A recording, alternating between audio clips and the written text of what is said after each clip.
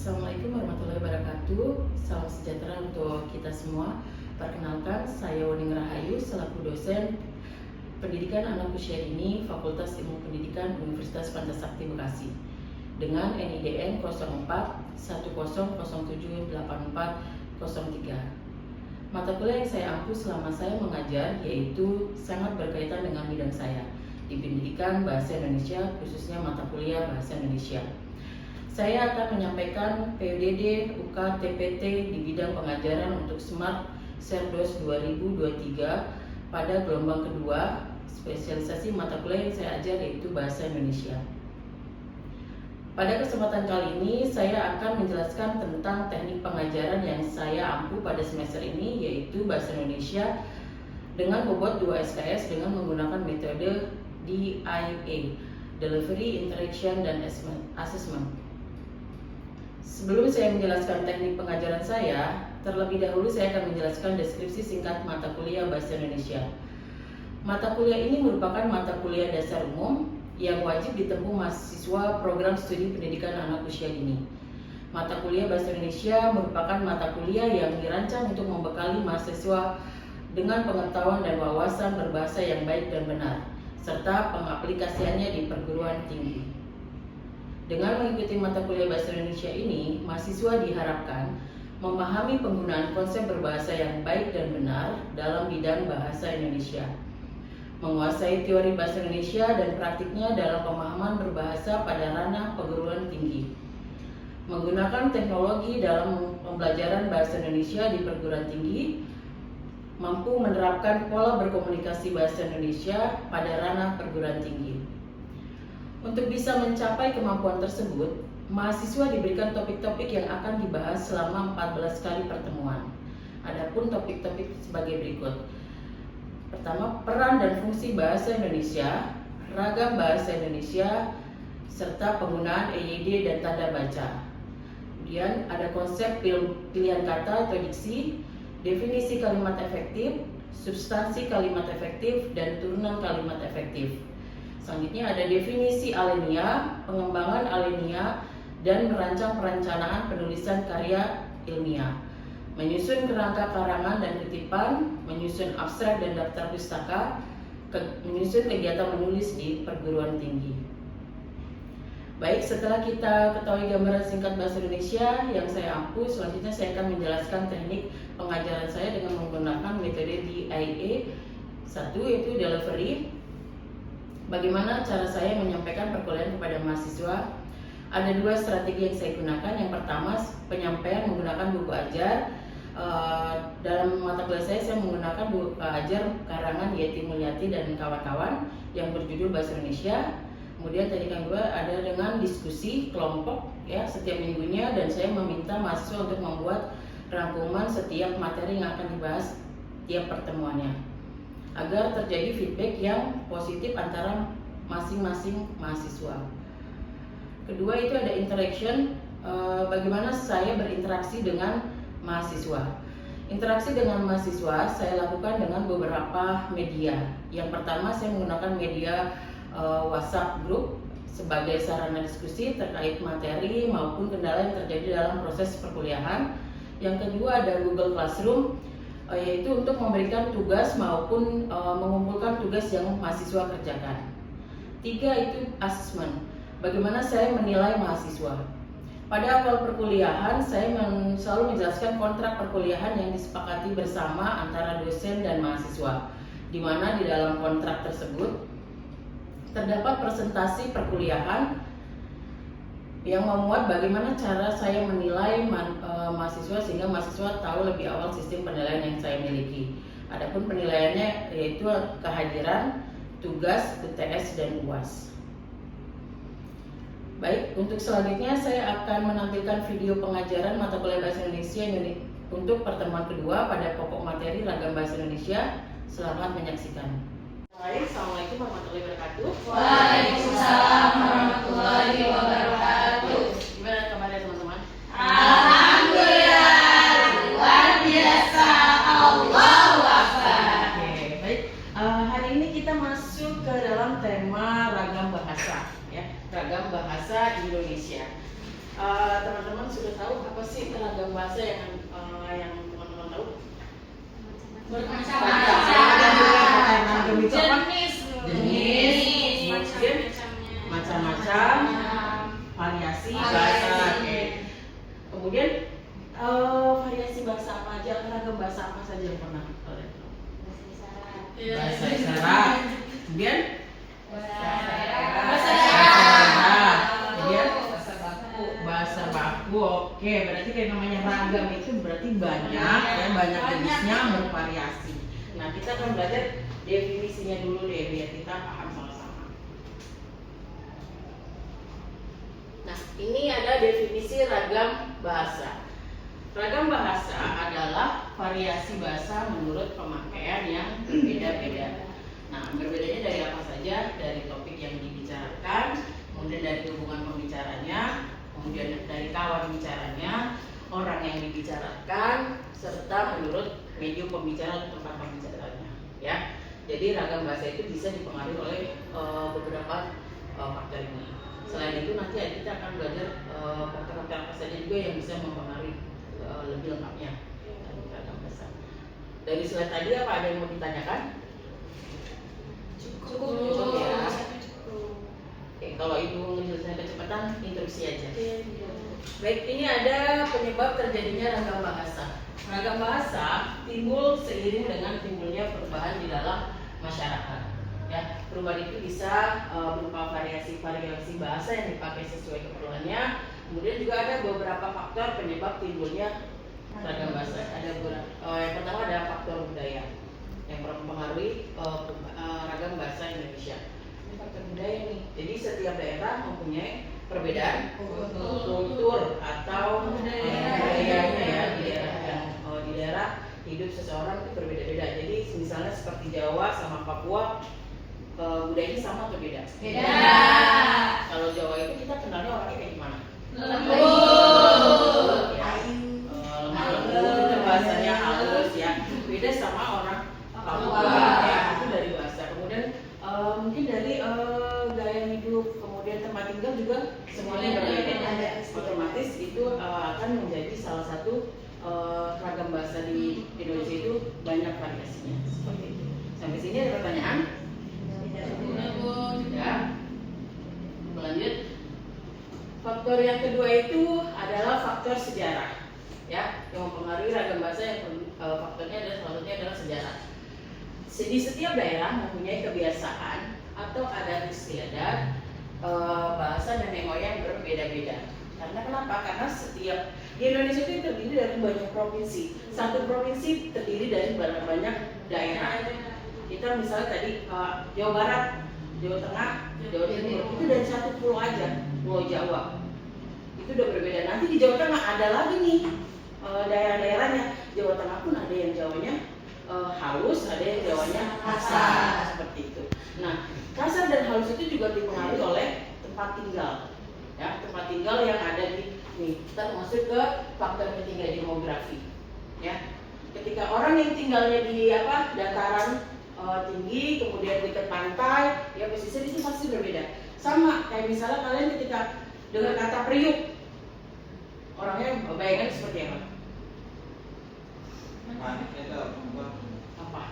orang anaknya itu panas badannya. Dia itu panas bu, ya orangnya terkenal dengan yang mungkin marah, ya, kasihan, ya, suasana kasar, ya, dari wakilin ya. Ya seperti itu. Jadi kalau dilihat memang ternyata letak demografi atau letak tempat tinggal kita itu juga mempengaruhi bahasa kita. Kalau misalnya orang di gunung itu orang yang tinggal di daerah pegunungan itu rumahnya jauh-jauh, berjauhan, sehingga ketika berbicara dia perlu teriak, ya, perlu vokalnya lebih tinggi dibanding orang yang mungkin kayak kita di perumahan nyalain keran aja kedengeran nggak? Ya, nyalain keran itu kedengeran. Jadi kalau beda sama orang yang mungkin di daerah di pedesaan, mereka semuanya nggak ada yang nempel, ya.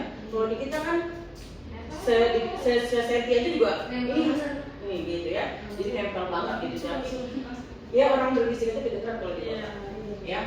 Jadi letak demografi, perbedaan demografi juga mempengaruhi seperti itu. Oke, selanjutnya ada ragam bahasa itu dibagi menjadi 5 ya, berdasarkan waktu, media, situasi, bidang tema serta daerah. Nah, kalau di waktu itu ada 2, berdasarkan ragam Indonesia lama dengan ragam Indonesia baru.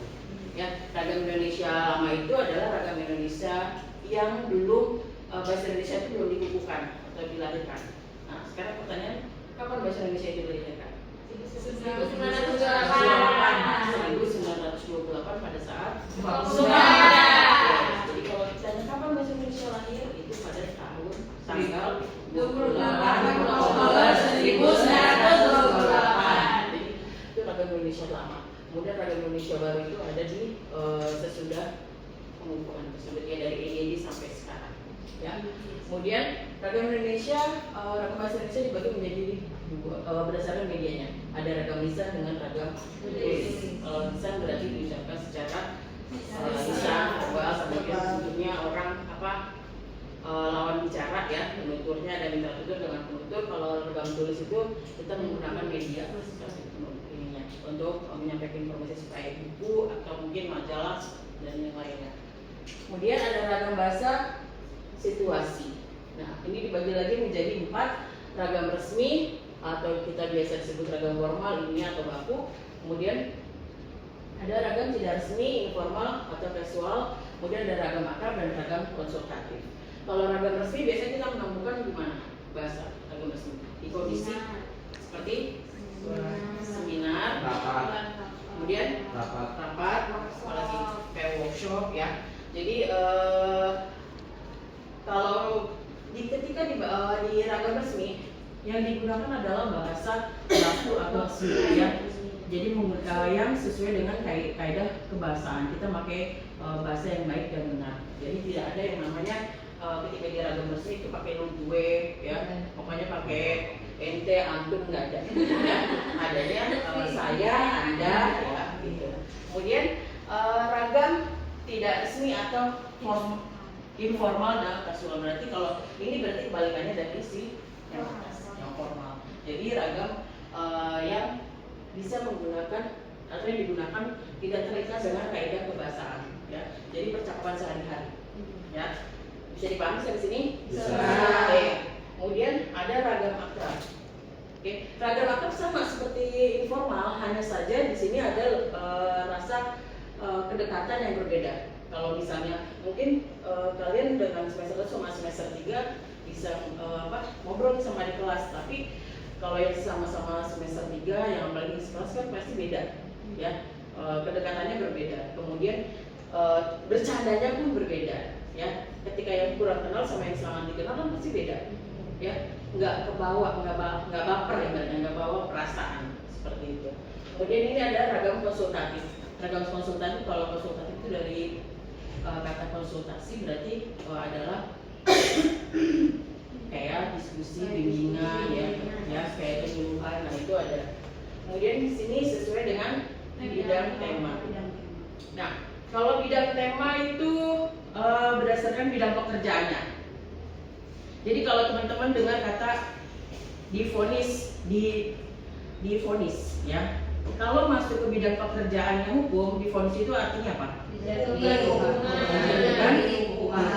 Kalau divonisnya bidang kesehatan, jadi diagnosa, di diagnosa dia terkena penyakit bla seperti itu. Jadi ternyata ragam bahasa itu banyak yang kenapa bisa bervariasi ini tadi. Ketika masuk perbedaannya ya ini, ketika masuk media-medianya ini, ternyata itulah yang menyebabkan bahasa Indonesia itu punya banyak bahasa. Kemudian ini ada bahasa daerah yang tadi bilang ya. Kita punya banyak daerah, satu daerah saja mungkin banyak, satu provinsi aja kita punya banyak ini lagi pembagiannya seperti itu. Oke, sampai sini ada lagi yang mau ditanyakan? Cukup, paham ya? Oke, ini beda ragam lisan dan tulisan. Oke, ragam lisan itu perlu kehadiran lawan tutur, ya, lawan bicara. Ibu ngajar kalau nggak ada mahasiswanya bisa nggak? Ya. Sama. Kalian kalau belajar dosennya nggak ada, Bisa nggak belajar juga karena nggak ada informasi yang disampaikan. Nah, jadi tetap harus ada lawan tuturnya, ya, lawan bicaranya. Oke. Kemudian biasanya ragam lisan itu bersifat dua arah, jadi ada feedbacknya, ya. Kemudian ragam lisan terdiri dari unsur gramatikal yang tidak lengkap. Kenapa? Karena kalau misalnya ragam lisan itu lebih ke dipengaruhinya di punktuasi jeda, ya, kemudian ritme suara. Oke, karena kalau misalnya lagi ngomong, kita suka merhatiin titik koma nggak? Iya, jadi kadang nyerocos aja ya kan. Tanpa ini sebenarnya ngomong apa sih? Kemudian sampai si lawan bicara itu malah bukan yang ngerti, malah bingung. Itu tadi karena apa? Ya itu tadi karena kalau di unsur gramatikal di unsur apa ragam lisan itu nggak ada namanya, tidak memperhatikan unsur gramatikal ya. Nah, biar paham berarti ini kita kalau ngomong dikasih jeda, punktuasinya, intonasinya juga harus diperhatikan. Jadi yang mau diajak ngomong paham. Oke. Kemudian terikat ruang dan waktu. Misal kalau ibu ngucapin selamat pagi berarti kondisinya ada di Pagi. Nah, kalau malam berarti ngucapin selamat malam. Boleh kan ngucapin selamat pagi di malam? Iya. Boleh. Nah, ini namanya ragam lisan terikat ruang dan waktu. Beda lagi ini berarti kebalikannya dari ragam lisan, ragam tulis itu tidak perlu kehadiran lawan tutur, ya. Yang namanya baca novel perlu nggak ditemenin sama penulisnya? Tapi mau nggak ditemenin sama penulis? Langsung aja ceritain aja baca ya. Tidak perlu kehadiran lawan tutur kalau ragam tulis, ya. Jadi kalau ragam tulis itu kita ngomong itu bersifat satu arah, ya. Kemudian unsur gramatikalnya lengkap, ya. Dimana kalau misal tidak ada tanda bacanya, koma, titik, ya otomatis si pembaca juga akan bingung itu berarti di mana. Ini maksudnya seperti apa, ya. Kemudian tidak terikat ruang dan waktu. Kalau dibacaan mengucapkan selamat pagi, malam, sore, yang namanya kita mau membacanya tengah malam juga nggak masalah gitu, ya. Tidak terikat. Kemudian dipengaruhi oleh tanda baca atau ejaan seperti itu. Oke, baik, ada pertanyaan? Tidak cukup. Cukup. Ibu lanjut di slide berikutnya. Kalau ibu terlalu cepat diinterupsi aja ya. Ya. Beda ragam ilmiah dan non ilmiah. Ragam ilmiah itu dibagi menjadi dua, ada lisan, ada tulisan. Dimana ragam ilmiah itu yang secara lisan adalah bunyi bahasa Indonesia yang bebas pengaruh dialek dan logat. Kenapa? Karena kalau misalnya jadi pembicara atau jadi narasumber di depan, kemudian si pembicaranya logat dan dialeknya masih kental, maka lawan bicaranya akan terpecah fokusnya, ya, antara mendengar materinya sama logatnya, ya, logat atau dialeknya seperti itu, ya. Kemudian ragam ilmiah yang secara tulis itu digunakan untuk keperluan ilmiah atau akademik. Keperluan ilmiah atau akademik itu seperti apa? Misalnya bikin makalah, skripsi, disertasi, tesis dan yang lain, ya, yang terikat oleh aturan tata tulis kaidah kebahasaan, ya. Jadi kalau misalnya yang ilmiah itu terikat, ya, terikat oleh tata bahasa seperti itu. Nah, berarti ini ragam non ilmiah. Non itu berarti tidak ilmiah, berarti kebalikannya dari si ilmiah, ya. Kalau secara lisan, ragam non ilmiah adalah percakapan keseharian yang bebas aturan. Jadi nggak perlu pakai EYD. Jadi jangan kalau ketika kita ngobrol sama teman dekat ngomongnya kamu sudah makan, nanti si nenek ketawa. Biasanya mungkin karena kemenakan ya makanya udah makan belum gitu, ya kan. Jadi disesuaikan, ya, di mana tempat kita bicara, di situ kita menggunakan bahasa yang seperti apa. Kemudian ada ragam tulis, ya. Ragam tulis berarti keperluan dunia itu seperti kebutuhan pribadi, ya. Kemudian keluarga dan sosial, tidak ada aturan ilmiah yang mengikat. Jadi contohnya kayak misalnya teman-teman memberikan, misal mau berangkat kerja nih tapi nggak ada orang yang dipamitin, ya. berarti tulis aja memo, tempel di kulkas. Sampai nggak informasinya? Sampai. Asal bener letaknya. Jangan taruh di bawah kulkas atau di dalam freezer itu nggak Iya. salah. Jangan Jadi caranya di depan kulkas seperti ini. Baik, sampai sini ada pertanyaan? Cukup? Teman-teman untuk materi ini mungkin nanti akan Ibu share di Google Classroom. Silakan nanti bisa dibaca-baca ulang ya. Ini mungkin untuk tegasnya semua juga akan Ibu share di Google Classroom ya. Kalau tidak ada pertanyaan, baik Ibu akhiri sampai sini. Billahi taufiq wal hidayah. Wassalamualaikum warahmatullahi wabarakatuh. Waalaikumsalam warahmatullahi wabarakatuh. Oke. Baik, demikianlah video pengajaran untuk mata kuliah Bahasa Indonesia pada pertemuan kedua dengan pokok bahasan ragam Bahasa Indonesia. Semoga bermanfaat. Terima kasih. Saya undur diri. Wabillahi taufiq wal hidayah. Wassalamualaikum warahmatullahi wabarakatuh.